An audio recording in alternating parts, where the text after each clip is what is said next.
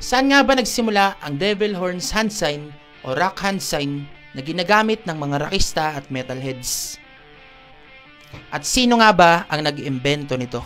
Noong 2017 ay nag-file si Gene Simmons o Simons about sa trademark na devil horns hand gesture. Kiniklaim niya na siya raw ang kauna-unahang gumamit nito noong 1974. Si Gene Simmons o Simmons o tinatawag ring The Demon ay ang co-lead singer at bassist ng bandang Kiss. Ayon sa kanyang paliwanag, ginawa niya raw talaga ang hand sign na ito dahil ang karakter niya daw sa kanilang bandang Kiss ay The Demon. Subalit maraming umalma rito dahil ang unang nagpasikat daw nito ay si Ronnie James Dio. Maraming naging banda si Ronnie James Dio tulad ng Black Sabbath at Rainbow na kumanta ng To the Temple of the King.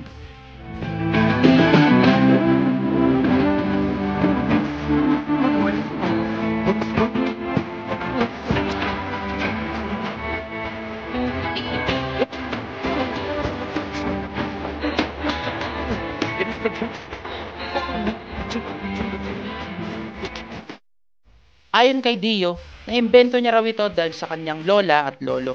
Dahil ang mga ito raw ay maraming superstitious beliefs o sa Tagalog ay pamahiin.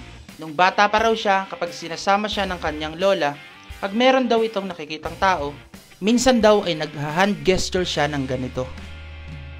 Nung tinanong niya ang kanyang lola kung ano nga ba yun daw ay tinatawag na malik o maylik. Ginagawa daw yun ng kanyang lola para sa protection sa evil eye at pwede rin namang ikaw mismo ang magbigay ng evil eye sa iba.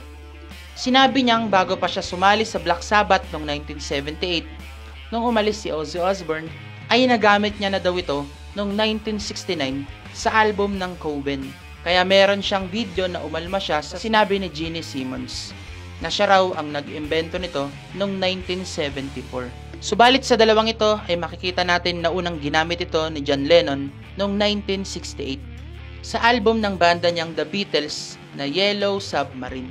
Kaya meron tayong masasabing clear winner kung sino nga ba ang unang gumamit ng hand sign na ito. At malabong si Gene Simmons yun. Apparently ayon sa aking research, marami talagang meaning ang hand sign na ito. Para sa mga pipe, ang hand sign na ito ay I love you. I love you. Nung ginawa ito ni John Lennon ay nung na-record nila ang All You Need Is Love na nagpakita sa movie na Yellow Submarine. Ang buong kwento ng movie na yon ay patungkol sa love over evil. So it makes more sense na ginamit yun ni John Lennon to signify a message of love. Kaya sa devil horn hand sign, maliwanag na si Dio ang nag-imbento nito para protektahan ka sa evil eye, na mas kilala na ngayon bilang isang rock hand sign. Sa kasamaang palad, pumanaw na si Dio noong 2010 dahil sa sakit niyang stomach cancer sa edad na 67 years old. Ikaw, Kap, sino ba para sa iyo ang nag-imbento ng rock hand sign o devil horns hand sign? Salamat, Kap!